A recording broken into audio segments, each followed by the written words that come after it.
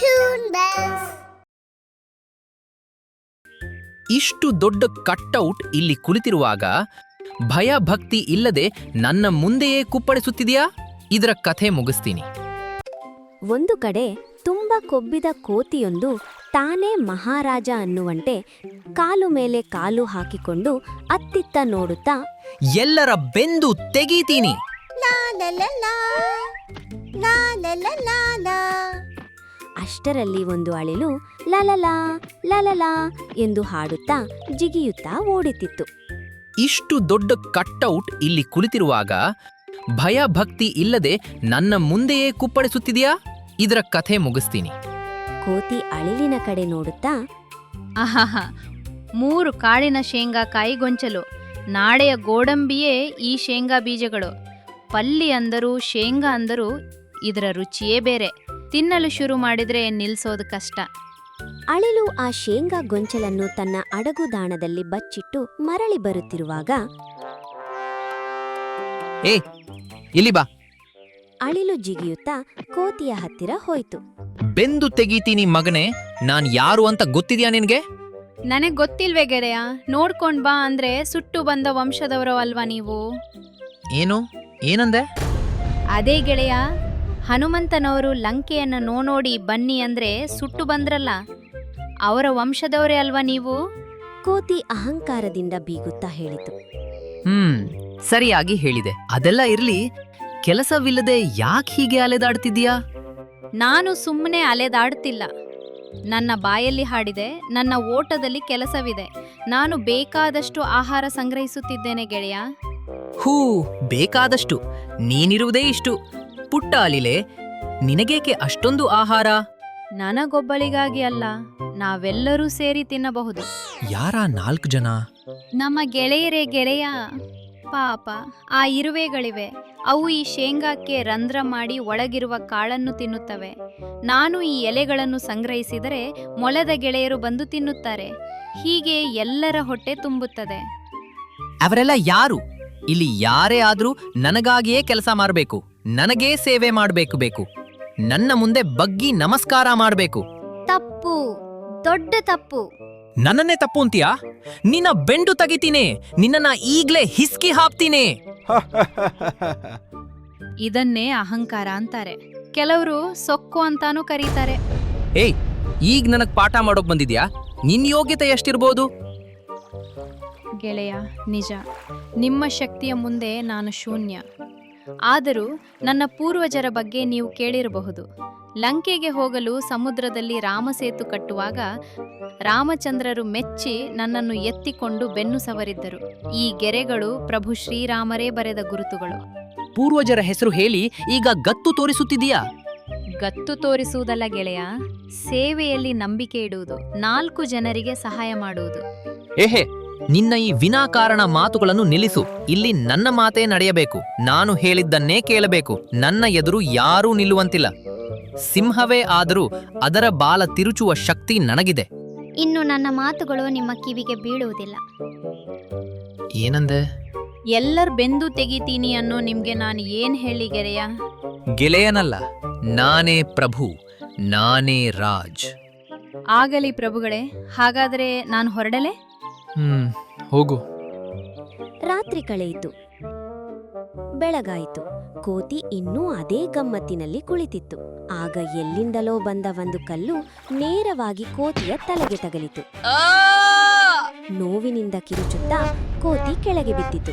ಕಾಪಾಡಿ, ಯಾರಾದ್ರೂ ನನ್ನನ್ನು ಬದುಕಿಸಿ! ಅಳಿಲು ಓಡುತ್ತಾ ಕೋತಿಯ ಹತ್ತಿರ ಬಂದಿತು. ಅಯ್ಯಯ್ಯೋ, ಇದೇನಿದು ಗೆಳೆಯ? ನೋಡಿದ್ಯಾ, ನಾನು ಕಷ್ಟದಲ್ಲಿದ್ದಾಗ ಒಬ್ರೂ ಬರ್ಲಿಲ್ಲ. ಯಾರು ಬರ್ತಾರೆ ಗೆಳೆಯ?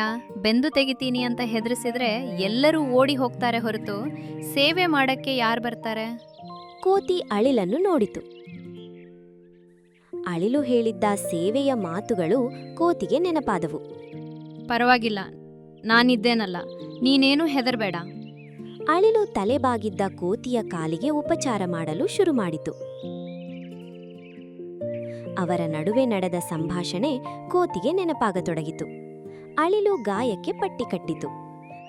ಈಗ ಹೆದರುವ ಅವಶ್ಯಕತೆ ಇಲ್ಲ, ಪ್ರಾಣಕ್ಕೇನೂ ಅಪಾಯವಿಲ್ಲ. ಕೋತಿ ತುಂಬಾ ಬೇಸರದಿಂದ ನೋಡಿತು. 4 ದಿನಗಳಲ್ಲಿ ನೀನು ಪೂರ್ತಿ ಗುಣಮುಖನಾಗ್ತೀಯ. ಇಲ್ಲ, ನಾನು ಬದುಕಲ್ಲ. ಛೀ ಛೀ, ಅಂಥ ಮಾತುಗಳನ್ನಾಡ್ಬೇಡ, ಅವೆಲ್ಲ ಕೆಟ್ಟ ಮಾತುಗಳು. ನನಗೆ ಅಲುಗಾಡಲು ಆಗ್ತಿಲ್ಲ. ಇನ್ನು ನನಗೆ ಆಹಾರ ಯಾರು ತಂದು ಕೊಡ್ತಾರೆ? ನಾನಿದ್ದೀನಿ ಅಂತ ಹೇಳ್ತಿದ್ದೇನಲ್ಲ. ನನ್ನ ಜವಾಬ್ದಾರಿ ನೀನೇಗ್ ತಗೊಳ್ತಿದೀಯಾ ಗೆಳೆಯ? ಅಲ್ಲಿಗೆ ಬಂತು ನೋಡಿ ವಿಷಯ. ನೆನ್ನೆವರೆಗೆ ಬೆಂದು ತೆಗಿತೀನಿ ಅಂದವರು ಇಂದು ಗೆಳೆಯ ಅಂತಿದ್ದೀರಿ. ಈ ಭೂಮಿ ಮೇಲೆ ಹುಟ್ಟಿದ ಪ್ರತಿಯೊಬ್ಬರೂ ಗೆಳೆಯರೇ. ಒಬ್ಬರಿಗೊಬ್ಬರು ಆಸರೆಯಾಗಿರಿ ಅನ್ನೋ ಉದ್ದೇಶದಿಂದಲೇ ದೇವರು ನಮ್ಮನ್ನು ಈ ಲೋಕಕ್ಕೆ ಕಳುಹಿಸಿದ್ದಾನೆ. ಕೋತಿಯ ಕಣ್ಣುಗಳು ತುಂಬಿ ಬಂದವು. ಅದು ಕೃತಜ್ಞತೆಯಿಂದ ಅಳಿಲನ್ನು ಕೈ ಮುಗಿದು ನೋಡತೊಡಗಿತು. ಆ ಭದ್ರ, ಏನೇ ಆಗ್ಲಿ ನಮ್ಮಿಬ್ರ ವಾಯ್ಸ್ ಕೇಳೋವರೆಗೂ ನೀವಿಬ್ರು ಬಾಗಿಲ್ನ ತೆಗಿಲೇಬಾರ್ದು. ಅಮ್ಮ, ನಾವು ಎಲ್ಲೂ ಹೋಗೋದಿಲ್ಲ. ಅರೆ ಮಗನೇ, ನಾನು ನಿಮ್ಮಪ್ಪ. ಬಾಗಿಲು ತೆಗಿ. ಬ್ಲೂ ಲ್ಯಾಂಡ್ ಕಾಡಲ್ಲಿ ಮೀನು ಪಕ್ಷಿ ಅದರ ಗಂಡಾದ ಮಿಂಕು ಜೊತೆ ಜೀವಿಸ್ತಿತ್ತು. ಮೀನು ದಿನಾ ಒಂದೊಂದು ಮೊಟ್ಟೆ ಇಡ್ತಾ ಇತ್ತು.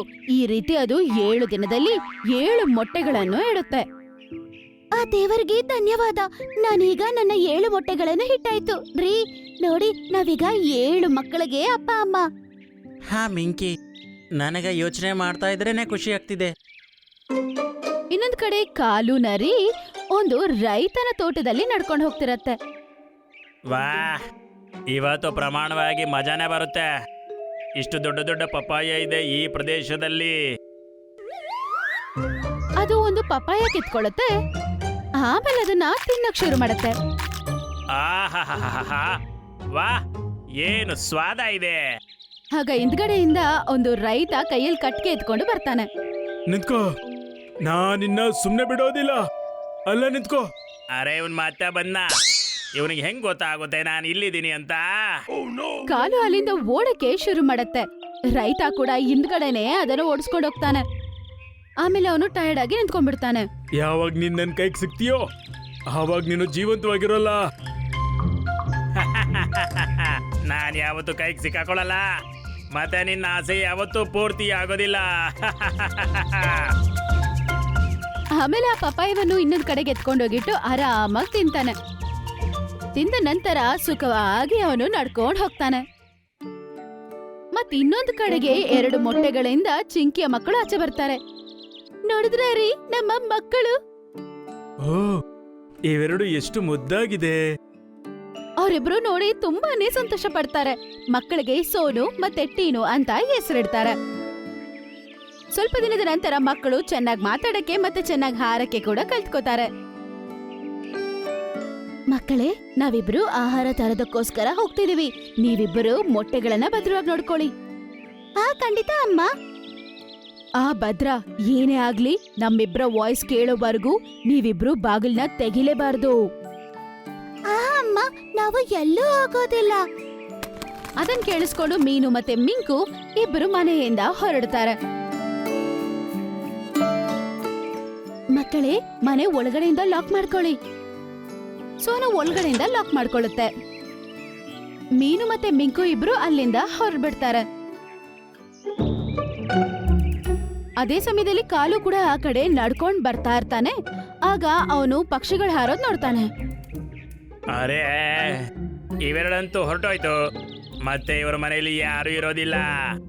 ತುಂಬಾ ದಿನದಿಂದ ಇವರಿಬ್ರು ಒಟ್ಟಿಗೆ ಇದ್ದಾರೆ. ಈಗ ಸಾಕಷ್ಟು ಮೊಟ್ಟೆ ಇವ್ರ ಮನೆಯಲ್ಲಿ ಇರುತ್ತೆ.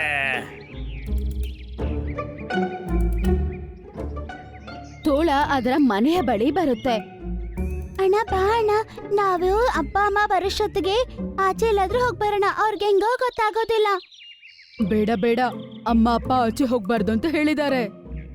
ಅರೆ, ನನಗನ್ನಿಸ್ತಾ ಇದೆ ಈ ಮನೆ ಒಳಗಡೆ ಮೊಟ್ಟೆಗಳ ಜೊತೆ ಮರಿಗಳು ಇದೆ ಅಂತ. ಅಪ್ಪ ಅಮ್ಮ ಬರೋದಕ್ಕಿಂತ ಮುಂಚೆ ನಾವಿಬ್ರು ಎಲ್ಲೂ ಆಚೆ ಹೋಗ್ಲೇಬಾರ್ದು. ನಡೆ, ಅಪ್ಪ ಅಮ್ಮ ಬರೋಕ್ಕೂ ಮುಂಚೆನೆ ನಾನು ಕೈ ಕ್ಲೀನ್ ಮಾಡ್ಕೊಳ್ತೀನಿ.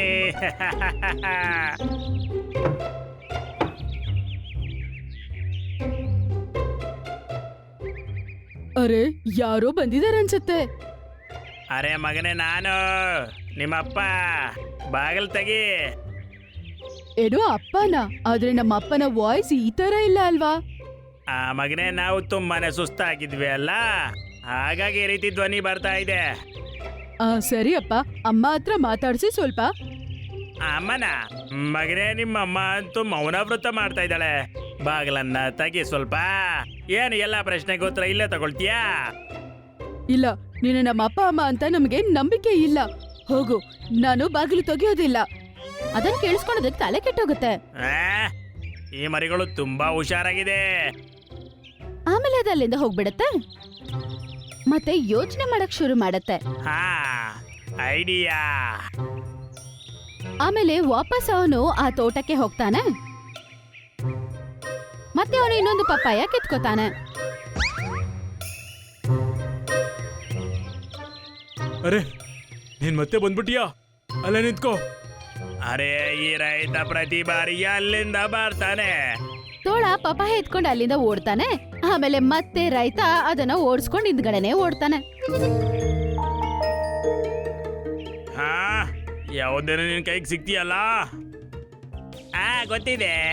ಆ ದಿನ ನೀನ್ ನನ್ನ ಜೀವಂತವಾಗಿ ಬಿಡಲ್ಲ, ಆದ್ರೆ ಆ ದಿನ ಯಾವತ್ತೂ ಬರಲ್ಲ. ಹಂಗಂತೇಳಿ ಅವನು ಸಂತೋಷ ಪಟ್ಕೊಂಡು ಅಲ್ಲಿಂದ ಓಡೋಗ್ಬಿಡ್ತಾನೆ. ಆಮೇಲೆ ಪಕ್ಷಿಯ ಮನೆ ಹತ್ರ ಹೋಗ್ತಾನೆ. ಮೊದಲು ಇವ್ರಿಗೆ ದುರಾಸೆಯನ್ನ ತೋರಿಸ್ತೀನಿ. ಅವನು ಪಪಾಯದಿಂದ ಒಂದು ತುಂಡನ್ನು ಕಿತ್ಕೊಂಡು ಆಮೇಲೆ ಅದನ್ನ ಎತ್ತಿ ಕಿಟಕಿ ಒಳಗಡೆಯಿಂದ ಅದನ್ನ ಒಳಗಡೆ ಹಾಕ್ತಾನೆ. ಅರೆ, ಏನಿದು? ಟೀನು ಪಪಾಯ ತಿನ್ನುತ್ತೆ. ಅಯ್ಯ, ಇದು ತುಂಬಾ ರುಚಿಯಾಗಿದೆ. ಪಾಪಾಯ ತಗೊಳ್ಳಿ, ಪಾಪಾಯ. ಕೆಂಪು ಕೆಂಪು ಸಿಹಿ ಸಿಹಿ ಪಾಪಾಯ. ಅಂಕಲ್, ಇನ್ನೂ ಒಂದ್ ಪೀಸ್ ನನ್ಗೋಸ್ಕರ ಹಾಕ್ತೀರಾ? ಅರೆ ಮರಿ, ಒಂದು ಪೀಸ್ ಅಲ್ಲ, ಪೂರ್ತಿ ಪಪಾಯ ತಗೋ. ಬಾಗಿಲು ತೆಗಿ, ನಾನು ಕೊಟ್ಬಿಡ್ತೀನಿ. ಸರಿಯಾ ಅಂಕಲ್? ಇಲ್ಲ ಇಲ್ಲ, ಅಪ್ಪ ಅಮ್ಮ ಹೇಳಿದ್ದು ಮತ್ತೆ ಮರ್ತೋಗ್ಬಿಟ್ಯಾ ನೀನು? ಆಚೆ ಹೋಗ್ಬೇಡ. ಅರೆ ಮಕ್ಳೇ, ಬಾಗ್ಲನ್ನ ತೆಗೀರಿ. ನಾನು ನಿಮ್ಮ ಒಳ್ಳೇದಕ್ಕೆ ಹೇಳ್ತಾ ಇದ್ದೀನಿ. ಅಯ್ಯೋ ಇಲ್ಲ ಅಂಕಲ್, ನಮ್ಮ ಅಪ್ಪ ಅಮ್ಮ ಹೇಳೋದ್ ಕೇಳಿದ್ರೇನೆ ನಮ್ಗೆ ಒಳ್ಳೇದಾಗೋದು. ನಾವು ಆಚೆ ಬರೋದಿಲ್ಲ ಅಂಕಲ್. ಅರೆ, ಈ ಮರಿಗಳಂತೂ ತುಂಬಾನೇ ಹುಷಾರಾಗಿದೆ. ಆದ್ರೆ ನಾನು ಕೂಡ ಇವತ್ತು ಮೊಟ್ಟೆ ತಗೊಂಡೇ ಹೋಗ್ತೀನಿ. ಹಂಗಂತ ಹೇಳಿ ಅದು ಅಲ್ಲಿಂದ ಹೋಗ್ಬಿಡುತ್ತೆ. ಆಮೇಲೆ ಅದಕ್ಕೆ ಚಿಂಕಿ ಕಾಣಿಸುತ್ತೆ. ಅರೆ ವಾ, ನರಿ.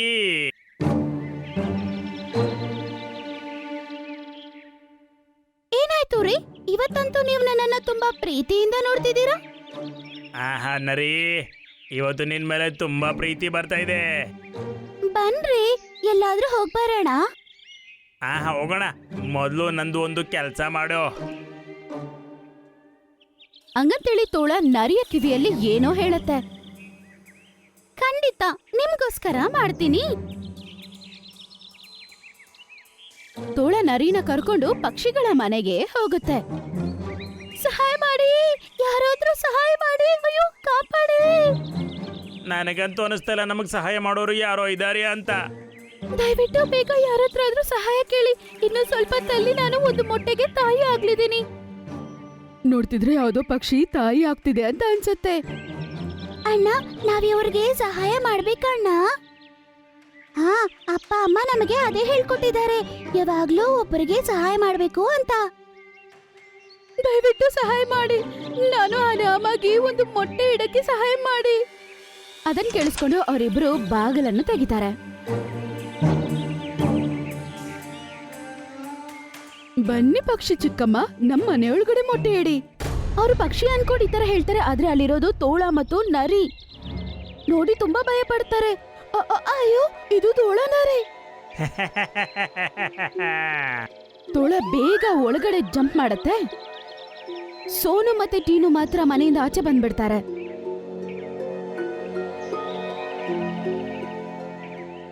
ಅರೆ ವಾ, ಇವತ್ತು ಪಾರ್ಟಿ ಆಗುತ್ತೆ. 5 ಮೊಟ್ಟೆ.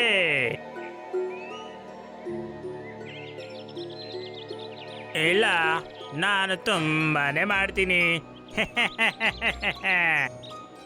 ಹಂಗಂತ ಹೇಳಿ ಅದು 5 ಮೊಟ್ಟೆಗಳನ್ನು ಎತ್ಕೊಳ್ಳುತ್ತೆ. ಅರೆ ರೀ ನೀವು ಏನ್ ಮಾಡ್ತಿದ್ದೀರಾ? ನೇನ್ ಸುಮ್ನೆ ಇರು. ಆ ತೋಳ ಮೊಟ್ಟೆಗಳನ್ನ ಎತ್ಕೊಂಡು ಅಲ್ಲಿಂದ ಓಡೋಗ್ಬಿಡುತ್ತೆ. ಅರೆ ಏನಿದು? ಆ ತೋಳ ನಮ್ಮಮ್ಮನ ಎಲ್ಲ ಮೊಟ್ಟೆ ಎತ್ಕೊಂಡು ಓಡೋಗ್ಬಿಡ್ತು. ಹಂಗಂತ ಪಾಪ ಅಳಕ್ ಶುರು ಮಾಡ್ತಾರೆ. ಆಗ ಮೀನು ಮತ್ತೆ ಮಿಂಕು ಇಬ್ರು ಅಲ್ಲಿಗೆ ಬರ್ತಾರೆ. ಅರೆ ಏನಾಯ್ತು? ನೀವಿಬ್ರು ಯಾಕೆ ಅಳ್ತಾ ಇದ್ದೀರಾ? ಮಕ್ಕಳಿಬ್ರು ಅಳ್ತಾ ನಡೆದ ಎಲ್ಲಾ ವಿಷಯವನ್ನು ಅವ್ರಿಗೆ ಹೇಳ್ತಾರೆ. ನೀನು ಎಷ್ಟು ಕೆಟ್ಟವಳ! ನಮ್ಮ ಮೊಟ್ಟೆ ಕಳ್ತನ ಮಾಡೋದಕ್ಕೆ ಆ ತೋಳಗೆ ನೀನು ಸಹಾಯ ಮಾಡಿದ್ಯಾ? ನನ್ನನ್ನ ಕ್ಷಮಿಸಿ ನೀವು. ಅದು ಸುಮ್ನೆ ಎಲ್ಲ ಆಡ್ಕೋತಿದೆ ಅಂತ ಅನ್ಕೊಂಡೆ. ಅದು ಕಳ್ತನ ಮಾಡುತ್ತೆ ಅಂತ ಮಾತ್ರ ನಾನು ಅನ್ಕೊಂಡಿರ್ಲಿಲ್ಲ. ಹಂಗ ಅನ್ಕೊಂಡಿಲ್ಲ ಹಿಂಗ ಅನ್ಕೊಂಡಿಲ್ಲ ಅಂದ್ರೆ ಈಗ ಏನೂ ಆಗಲ್ಲ. ಇವಾಗ ಅದು ನನ್ನ ಮೊಟ್ಟೆ ಎತ್ಕೊಂಡು ಹೋಗ್ಬಿಡ್ತು ನೋಡು. ನನ್ನನ್ನ ಕ್ಷಮಿಸು ತಂಗಿ. ನಾನು ನನ್ನ ಕೈಲಾದಷ್ಟು ಸಹಾಯ ನಿನ್ನ ಮೊಟ್ಟೆಗಳನ್ನು ಕಾಪಾಡೋದಕ್ಕೆ ಏನ್ ಮಾಡ್ಬೇಕು ಮಾಡ್ತೀನಿ. ಬಾ ನನ್ ಜೊತೆ. ಇವಾಗ ಅವರೆಲ್ಲರೂ ಆ ತೋಳವನ್ನು ಹುಡ್ಕೊಂಡು ಹೋಗ್ತಾರೆ.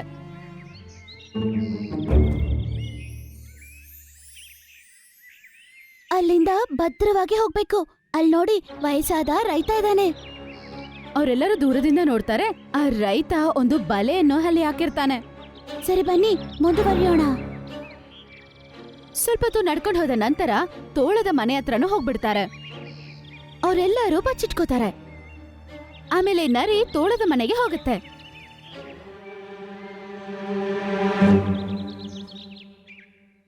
ಅರೆ ಹೋ ನನ್ನ ರಾಜ, ನೀ ನನ್ನನ್ನ ಅಲ್ಲೇ ಬಿಟ್ಬಿಟ್ ಬಂದ್ಬಿಟ್ಯಾ? ನೋಡು ನರಿ, ನನಗೆ ನಿನ್ನ ಮೇಲೆ ಯಾವುದೇ ಇಂಟ್ರೆಸ್ಟ್ ಇಲ್ಲ. ಆದ್ರೆ ನನ್ಗಿದೆ ಅಲ್ವಾ? ನಾನು ನಿನ್ಗೋಸ್ಕರ ಇನ್ನೂ 5 ಮೊಟ್ಟೆಗಳನ್ನ ನೋಡ್ಕೊಂಡ್ ಬಂದಿದ್ದೀನಿ. ಏನ್ ಹೇಳ್ದೆ? ಇನ್ನೂ 5 ಮೊಟ್ಟೆ? ಆ ಈಗ್ಲೇ ನೋಡ್ಕೊಂಡ್ ಬರ್ತಿದ್ದೀನಿ. ಒಂದು ಕೋಳಿ ಒಂದು 5 ಮೊಟ್ಟೆಗಳಿಟ್ಟಿದೆ. ಆ, ಕೋಳಿ ಮೊಟ್ಟೆ ಹೇಳು, ಎಲ್ಲಿದೆ ಅದು? ಆ ಪಪಾಯ ಗಿಡಗಳಿದೆ ಅಲ್ವಾ, ಅಲ್ಲೇ ನೋಡ್ಕೊಂಡ್ ಬಂದಿದ್ದೀನಿ. ಆಯ್ತು, ನಾನೀಗ್ಲೇ ಬರ್ತೀನಿ. ನೀನು ಮೊಟ್ಟೆ ಮೇಲೆ ಗಮನ ಹರಿಸು. ಆಹಾ ಬೇಗ ಹೋಗು. ಅದನ್ನ ಕೇಳಿಸ್ಕೊಂಡು ಅದು ತೋಟದ ಕಡೆಗೆ ಓಡ್ ಹೋಗುತ್ತೆ. ವಾ ವಾ, ಇವತ್ತು 10 ಮೊಟ್ಟೆ ಸಿಕ್ಬಿಡುತ್ತೆ.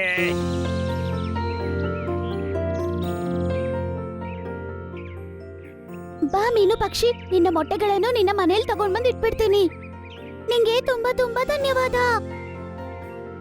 ನರಿ ಅದರ ಮೊಟ್ಟೆಗಳನ್ನು ಎತ್ಕೊಂಡು ಹೋಗಿ ಮತ್ತೆ ಅದರ ಮನೆಯಲ್ಲೇ ಇಟ್ಬಿಡುತ್ತೆ. ಅಪ್ಪ, ಈಗ್ಲೇ ನನಗೆ ಪ್ರಾಣ ಬಂದಂಗಾಯ್ತು. ನನ್ನ ಮೊಟ್ಟೆ. ಆದ್ರೆ ಕೋಳಿ ಮೊಟ್ಟೆ ಎತ್ಕೊಂಡ್ ಬರಕ್ ಹೇಳಿ ನೀನ್ ತೋಳನ ಕಳಿಸ್ದೆ ಅಲ್ವಾ? ಅದು ಕೂಡ ತಪ್ಪಲ್ವಾ? ಅರೇ ಅಲ್ಲಿಗ ಮೊಟ್ಟೆಗಳೇ ಇಲ್ಲ. ಮತ್ತೆ ಆ ತೋಳ ಇವಾಗ ಚೆನ್ನಾಗದು ಸಿಕ್ಕಾಕೊಂಡ್ಬಿಟ್ಟಿರುತ್ತೆ. ಹೆಂಗೆ? ಇನ್ನೊಂದ್ ಕಡೆ ತೋಟದೊಳಗಡೆ ಓಡ್ತಾ ಇರತ್ತೆ ನರಿ. ಅರೆ ಎಲ್ಲಿದೆ ಕೋಳಿ ಮೊಟ್ಟೆ? ಕೋಳಿನೂ ಕಾಣಿಸ್ತಾ ಇಲ್ಲ, ಮೊಟ್ಟೆನೂ ಇಲ್ಲ. ಆಮೇಲೆ ಅದು ಬಲೆಗೆ ಸಿಕ್ಕಾಕೊಂಡ್ಬಿಡುತ್ತೆ. ಅಯ್ಯೋ ದೇವ್ರೆ, ಈ ಬಲೆ ಎಲ್ಲಿಂದ ಬಂತು? ಆಮೇಲೆ ರೈತ ಕೂಡ ಅಲ್ಲಿಗೆ ಬರ್ತಾನೆ. ಬಂದೆಲ್ಲ ನಿನ್ನ ನನ್ನ ಬಲೆಗೆ. ಈಗ ನಾನು ನಿನ್ನ ಜೀವಂತವಾಗಿ ಬಿಡೋದಿಲ್ಲ. ಅರೆ ಅರೆ ಅಣ್ಣ, ಇದು ಹೇಗಾಯ್ತು? ಏನಾಯ್ತು ಹೇಗಾಯ್ತು ಏನೇ ಆದ್ರೂ ಒಳ್ಳೇದೇ ಆಯ್ತು. ಈಗ ನಡಿ ನನ್ನ ಜೊತೆ. ಇವತ್ತು ನಾನು ಡಿನ್ನರಲ್ಲಿ ನರಿ ಮಾಂಸನೇ ತಿನ್ನಲಿದ್ದೇನೆ.